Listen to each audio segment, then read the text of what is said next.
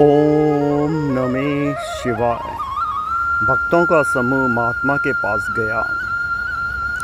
उसने कहा, महात्मा, आज संसार में खूब तरक्की हुई है, बट अशांति क्यों है, दुख क्यों है और जीवन तनाव से भरपूर हो गया।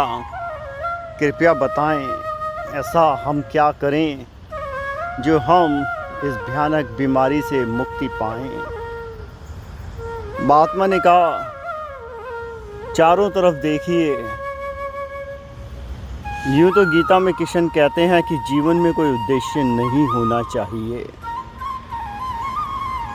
जीवन एक बहाव है। लेकिन आप देखेंगे अपने चारों तरफ हर कोई कुछ ना कुछ हासिल करना चाहता है, और जो धर्म की और ज्ञान की दुकानें हैं वो भी बचपन से, या जो शिक्षा है वो एक हमेशा इनाम प्रणाली पर आधारित है।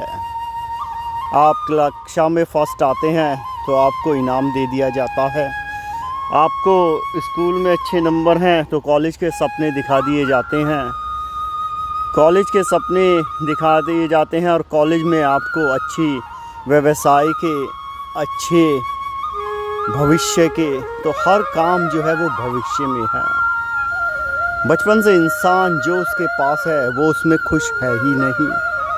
और इतना ही नहीं, धर्म और ज्ञान की दुकानें कहती हैं आज आप अच्छे कर्म करें, स्कूल खोलें, अस्पताल खोलें, लोगों की मदद करें तो आपको स्वर्ग में जगह मिलेगी, आप जन्नत जाएंगे।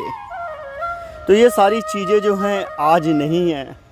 अब ये जो है एक विचलितपन पैदा करते हैं। जो अचेतन मन है, जो आप स्वयं हैं, आपकी असली पहचान आत्मा, वो आज है, क्योंकि कल से उसे कुछ मतलब होता नहीं है। लेकिन आपका चेतन मन हमेशा कल के लिए व्याकुल है, और इस चेतन मन वो आज में जी रहा है। अब इन दोनों के बीच का संतुलन बिगड़ जाता है। इंसान ये देख रहा है उसने क्या हासिल करा और उसे क्या मिलेगा। हर कोई ये चाह रहा है कि क्या पाएगा और क्या खो गया। पाने पे खुशी होती नहीं है और जाने पे बहुत ज़्यादा गम है। ये भी देखिए, जब दोनों चीज़ें बराबर हैं ना हो तो महात्मा बोले, चलिए हम आपको एक भक्तों के यहाँ ले चलते हैं। उनके यहाँ आज एक सभा है। महात्मा ने वहाँ पर जाकर 100 लोगों को बुलाया और 50 लोगों को 100 का डॉलर दे दिया। जिन लोगों को 100 रुपये का डॉलर मिला उनके चेहरे पे चमक हीरे जैसी थी, और जिन लोगों को 50 को नहीं मिला, जो अभी खिलखिला रहे थे, उस पार्टी में एंजॉय कर रहे थे, उनके चेहरे पे एकदम उदासी सी छा गई।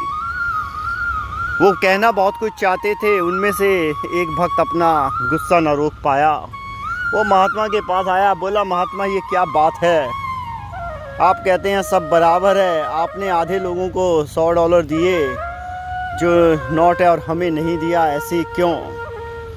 महात्मा ने हाथ जोड़े, बोला, माफ़ी करिएगा, जो $100 मैंने जिनको दिए हैं वो वापस कर दें।